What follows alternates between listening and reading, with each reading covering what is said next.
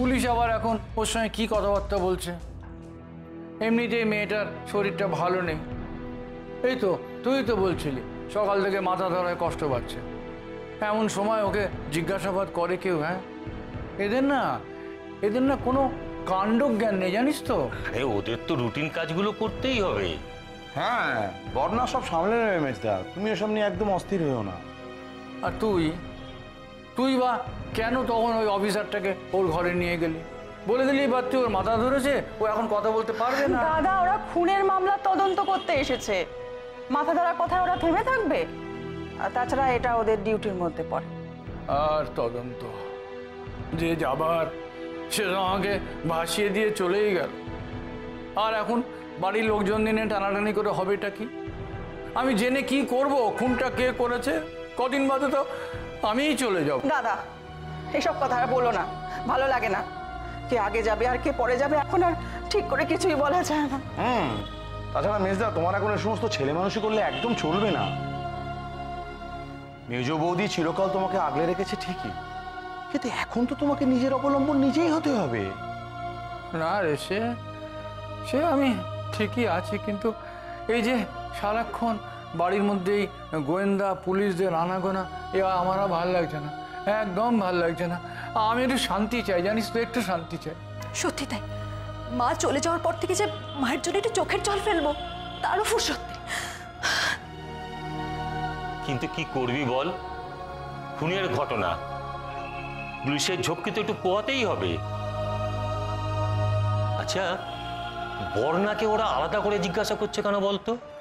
ওরা কি বর্ণাকে সন্দেহ করেছে? না না, ওরা আমাকেও আলাদা করে কোয়েশ্চেন করেছে, ওরা সবাইকে এভাবে কোয়েশ্চেন করছে, যদি কোনো ক্লু পায়।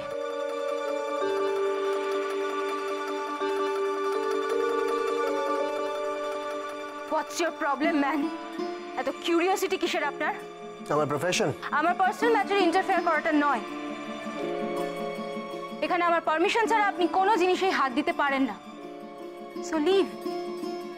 বিনা অনুমতিতে আপনি পুলিশগিরি ফলাতে এসেছেন। আমি কিন্তু চাইলে আপনার এগেইনস্টে স্টেপ নিতে পারি। মিস গুপ্তা, আপনি ভুলে যাচ্ছেন যে আমি বল্লরী গুপ্তর মার্ডার কেসটা ইনভেস্টিগেশন করছি, তো আমি যেরকম ইচ্ছে প্রশ্ন করতে পারি। Please officer. আর একটা জিনিস আপনি ভুলে যাচ্ছেন, যে কেসটার আপনি প্রাইম সাসপেক্ট। সো আমি যা যা প্রশ্ন করছি তার উত্তর দিতে আপনি বাধ্য, আর আমি প্রশ্ন করাটা আমার ডিউটি এবং রেসপন্সিবিলিটি। না, আমি জবাব দিতে বাধ্য নই। একদম বাধ্য। আপনি যদি জবাব না দেন তাহলে আমরা এইটা ধরে নেব যে তদন্তের স্বার্থে আপনি সহযোগিতা করছেন না, তাই জন্য আপনাকে অ্যারেস্ট করতে পারি আমরা। আর একটা জিনিস, আপনি এত এটা ভুলে যাচ্ছেন যে এই কেসটাই আপনি প্রাইম সাসপেক্ট। আপনি যদি উত্তর না দেন আমরা এইটা ধরে নেব যে আপনি হয়তো খুনটা। আপনার কি মনে হয় যে আমি আমার মাকে? ওয়ান্ডারফুল। আপনার ডিপার্টমেন্ট তো দেখছি দিনের পর দিন গল্প বানিয়ে চলেছে। আমি এই সব কিছু বন্ধ করতে পারি, কিন্তু একটা শর্তে। তোমাকে আর দুর্গাকে আমাকে ছুঁয়ে কথা দিতে হবে এর সাথে তোমরা কোনো যোগাযোগ আর রাখবে না। শোনো, আমরা এখনো তোমার মতন এতটা পাথর হয়ে যায়নি। তোমাকে ছুঁয়ে আমি এত বড় কথাটা। এটাই আমার শেষ কথা তোমাকে। দাদা ভাই, পুতুলটা না দিয়ে এসেছি। আস্তে, একেবারে বজরংবলী আন্টির হাতে দিয়েছো তো? না, আমরা তো দরজা দিয়ে গড়িয়ে দিয়েছি, ঘরে তো ঠাম্মু ছিল তাই ঢুকতে পারিনি। মা ঘরে ছিল? এ বাবা, যদি মার হাতে পড়ে তাহলে তো মুশকিল। ওনার কোনো সর্দারজির সাথে পরিচয় ছিল? সর্দারজি? না। ঠিক আছে, আমি তাও বলবো আপনারা একটু ঠান্ডা মাথায় ভাবুন। আসলে আমার জানাটা খুব দরকার। আমি তাহলে আসি, কিছু মনে পড়লে আমাকে অবশ্যই জানাবেন। আচ্ছা।